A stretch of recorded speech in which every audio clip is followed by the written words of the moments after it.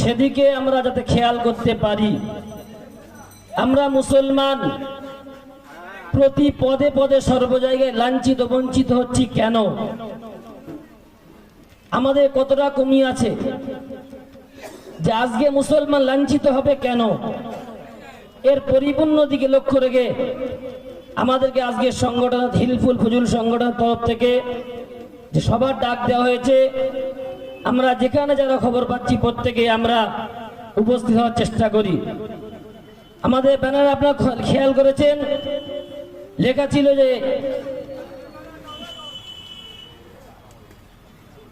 ইলমের গুরুত্ব, ইসলাহে মুআশারা, এবং কিছুদিন আগে আপনারা শুনতে পেয়েছেন আমাদের প্রাণপ্রিয় আল্লাহ তাআলা প্রিয় হাবিব জনাবে মুহাম্মদুর রাসূলুল্লাহ সাল্লাল্লাহু আলাইহি ওয়াসাল্লামের নামে